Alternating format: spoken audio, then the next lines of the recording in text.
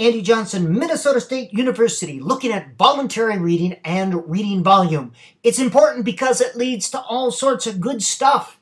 Voluntary reading is the reading students do voluntarily, hence the name, outside of reading class. Leslie Morrow, 10 ways. Do art activities, both before and after stories, related to the story. And that doesn't always have to mean visual arts, but it could be the creative arts, drama, mime, music. You're limited only to your imagination. Creating videos, radio dramas related to the stories. Use your imagination and teach your creativity.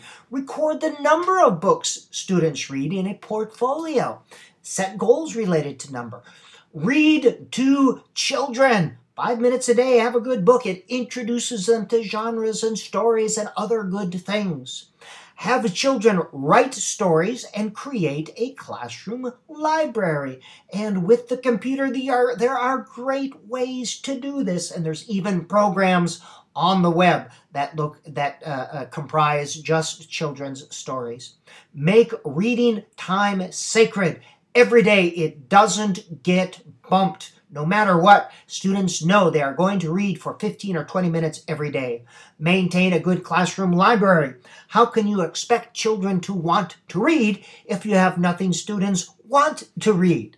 Lots of good books. Have children read to each other. Buddy reading, but this should be older students reading to younger students. Don't put students in the role of a tutor within the same classroom. That's not fair to the tutor or tutee. Schedule regular trips to the library, both as a parent and teacher. Encourage book talks. Nothing ruins reading like book reports. Nothing enhances and encourages it like book talks, where children talk about the books. This is a great book and I like it because it takes 15 seconds to 2 minutes. Literature circles, which is a structured way of creating conversation around books, and have students evaluate books. Meaning, just like movie reviews, they have a book review where they simply rate a book. They can keep it simple, just put a number, it's a good book, it's a stinker, or whatnot. And number 10, celebrate story meanings, not details. It does not matter if they can identify the author's point of view or the climax or the resolution or burping up story details. Like watching a movie, we celebrate the enjoyment of it and the meaning of it, not the details. Celebrate story meanings. Stephen Krashen has 6 additional ways. Discussion and literature circles, we talked about that. You have to create the structure. Literature circles is a formalized way of doing this. I would recommend the book by Harvey Daniels. Peer pressure, meaning that create a social dynamic where students are talking about great books with each other. And that's the importance of creating this dialogue. Book displays, where you promote or you advertise books and get students to create their own book displays or advertisement. Book critiques and evaluations, we talked about that. Light reading, it is okay for students to read teen books or magazine as long as they are reading.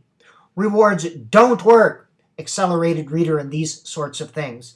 That is extrinsic motivation. That can actually undermine, get in the way of motivation to read. Reading should be intrinsically rewarding. A teacher's number one job is to help children fall in love with books. There are many good book lists, what children have found popular. You can look for young adult, middle grades, and picture books, and you can do a Google search and find lots of these, or students could actually create their own book list, and this would change throughout the year, and this would be lots of fun and promote lots of discussion and be very, very, very, very good. Promoting free voluntary reading is a research-based strategy. SSR, silent sustained reading, and drop everything and read. Good stuff, good stuff. Do it. Simple, doesn't cost a lot of money, don't need any expensive curriculum or call any experts in like myself. Just do it. It's not that complicated, people.